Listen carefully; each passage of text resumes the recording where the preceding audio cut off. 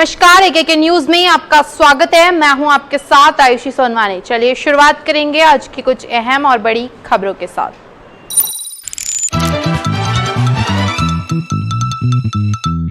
PM Modi का बड़ा ऐलान, 14 अगस्त को देश मनाएगा विभाजन विभीषिका दिवस। दिल्ली में मनाया गया आजादी का अमृत उत्सव। पाकिस्तान के स्वतंत्रता दिवस के अवसर पर अटारी वाघा बॉर्डर पर किया गया मिठाइयों का आदान प्रदान। राहुल गांधी के ट्विटर अकाउंट बंद होने पर गृह मंत्री नरोत्तम मिश्रा ने दिया बयान। पूर्व मुख्यमंत्री कमलनाथ पहुंचे राजमार्ग। ग्वालियर में राष्ट्रीय ध्वज लगाते समय क्रेन से हुआ हादसा, 3 लोगों की मौत। और अब खबरें विस्तार से। पीएम मोदी का बड़ा ऐलान, 14 अगस्त को देश मनाएगा विभाजन विभीषिका दिवस। प्रधानमंत्री नरेंद्र मोदी ने 14 अगस्त का दिन विभाजन विभीषिका स्मृति दिवस के तौर पर मनाने का निर्णय लिया है। ये बात पीएम मोदी ने ट्वीट कर कही है। पीएम मोदी ने इसके लिए बजट भी बताई है। उनका कहना है कि इस दिन नफरत और हिंसा की वजह से हमारे लाखों बहनों और भाइयों को विस्थापित होना पड़ा था। उनके बलिदान की याद में 14 अगस्त को विभाजन विभीषिका दिवस मनाने का फैसला लिया गया है। राहुल गांधी समेत कांग्रेस के अन्य बड़े नेताओं का ट्विटर अकाउंट हुआ बहाल। कांग्रेस के पूर्व अध्यक्ष राहुल गांधी का ट्विटर अकाउंट लॉक होने के एक हफ्ते बाद कंपनी ने शनिवार को खाते फिर से बहाल कर दिए हैं। बता दें, कांग्रेस और राहुल गांधी के साथ ही पार्टी वरिष्ठ नेताओं के भी अकाउंट अनलॉक हो गए हैं। ट्विटर अकाउंट बहाल होने के बाद कांग्रेस ने ट्वीट किया, सत्यमेव जयते। पश्चिम बंगाल के कई इलाकों में अतिवृष्टि से हुई बाढ़। पश्चिम बंगाल में पश्चिम मेदिनीपुर के कई इलाकों में भारी मात्रा में बारिश और सिलाबोटी नदी के ओवरफ्लो होने की वजह से बाढ़ आ गई है। दिल्ली में मनाया गया आजादी का अमृत उत्सव। दिल्ली में आजादी का अमृत महोत्सव के तहत आयोजित पैडल फॉर हेल्थ कार्यक्रम के दौरान केंद्रीय मंत्री अनुराग ठाकुर, मनसूरज मंडाविया और किरेन रिजिजू ने मेजर ध्यानचंद नेशनल स्टेडियम से अकबर रोड तक साइकिल की सवारी की। पाकिस्तान के स्वतंत्रता दिवस के अवसर पर अटारी वाघा बॉर्डर पर किया गया मिठाइयों का आदान प्रदान। पाकिस्तान रेंजर्स और सीमा सुरक्षा बल बीएसएफ ने पाकिस्तान स्वतंत्रता दिवस के अवसर पर अमृतसर पंजाब के पास अटारी वाघा सीमा पर मिठाइयों का आदान प्रदान किया। वहीं बीएसएफ कमांडेंट ने बताया कि हमें कल उन्हें मिठाई भी गिफ्ट करेंगे। राहुल गांधी के ट्विटर अकाउंट बंद होने पर गृह मंत्री नरोत्तम मिश्रा ने दिया बयान।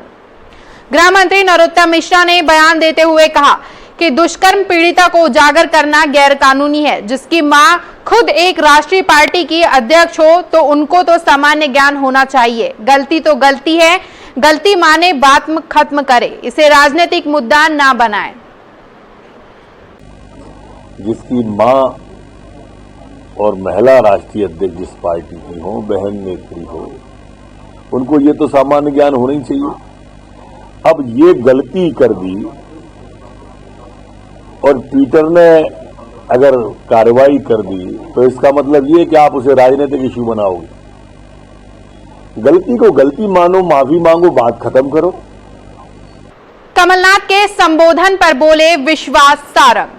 चिकित्सा शिक्षा मंत्री विश्वास सारंग ने कमलनाथ के संबोधन पर निशाना साधते हुए कहा कि इस देश के सभी नागरिक को जश्न मनाने का अधिकार है, लेकिन परंपरा का निर्वहन भी करना चाहिए। कमलनाथ संबोधित करें लेकिन संकल्प ले कि राजनीतिक ना हो उनका भाषण। कमलनाथ जी को यह जरूर बताना पड़ेगा कि 40-45 साल के सार्वजनिक जीवन में उन्होंने भारत माँ का जयकारा गूंज सके उसके लिए क्या कुछ किया है। उन्हें यह जरूर बताना चाहिए कि केवल नेहरू परिवार के जयकारे लगा लगा कर राजनीतिक क्षितिज पर पूरी ताकत के साथ रहने वाले कमलनाथ जी ने भारत माँ के जयकारा के लिए क्या कुछ किया। पूर्व मुख्यमंत्री कमलनाथ पहुंचे राजमार्ग। पूर्व मुख्यमंत्री कमलनाथ राजमार्ग पहुंचे, जहां उन्होंने नरसिंहपुर संत रावतपुरा सरकार से आशीर्वाद लिया।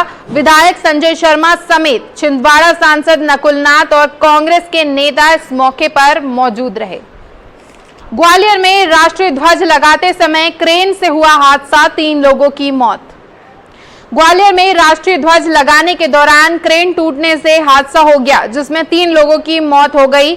वहीं कुछ लोगों के घायल होने की खबर सामने आई है। घटना की सूचना मिलने पर ग्वालियर प्रभारी मंत्री तुलसी सिलावट मौके पर पहुंचे और घटना स्थल का जायजा लिया। वहीं निगम कर्मचारियों के नेता ने अफसरों पर आरोप लगाते हुए कहा, अनट्रेंड कर्मचारियों को झंडा लगाने भेजा गया था। नगर निगम के कर्मचारियों पर हत्या का प्रकरण दर्ज करने की परिजनों ने मांग की है। साधारण नहीं थी, कर्मचारी मर गया, उसके परिवार के साथ में पहली बार घटना हुई है। सफाई कर्मचारी सीवर में उतार दिए जाते हैं, अनट्रेंड कर्मचारी रिमूवल के दस्तों को इस तरीके से चढ़ा दिया जाता है। हमारी मांग ये है कि नगर निगम के कर्मचारियों के खिलाफ हत्या का प्रकरण। इस वक्त की खबरों में फिलहाल इतना ही। आगे की खबरों के लिए बने रहिए हमारे साथ और मुझे दीजिए इजाजत। नमस्कार। जैसा कि आप सभी जानते हैं, कोरोना का खतरा अभी भी हमारे बीच मंडरा रहा है। ये सिर्फ हमारे प्रदेश के लिए नहीं बल्कि हमारे देश के लिए बहुत बड़ा संकट है। कोरोना अभी पूरी तरह से गया नहीं है। कोरोना का डेल्टा प्लस वेरिएंट आज भी हमारे बीच मौजूद है और कहीं ना कहीं इससे खतरा पूरे देश को बना हुआ है। AKK न्यूज आपसे दरख्वास्त करता है, आवश्यक कार्य हो तभी घर से बाहर निकले। मास्क का उपयोग अभी भी आपको करना है और सैनिटाइजर का उपयोग भी आपको करते रहना है। साथ ही सरकार की कोरोना गाइडलाइन को अभी भी आपको फॉलो करना है, क्योंकि सतर्कता ही बचाव का सही उपाय है।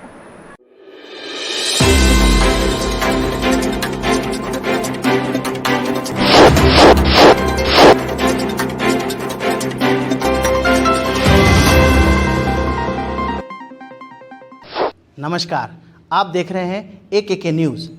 खबरों की दुनिया से 24 घंटे सातों दिन हम कराते हैं आपको खबरदार। हर छोटी बड़ी खबर पर होगी पैनी नज़र, जिसका सीधा सरोकार आपसे। गली नुक्कड़ चौराहे से, कस्बे से, शहर से, सूबे तक आपके हक की बात। खबरों को तलाशने और तराशने के बाद न्यूज रूम से सीधे आप तक, और अपने अनुभव के साथ बेबाक अंदाज में सटीक खबर सही हाथों में। सही खबर दिखाना हमारा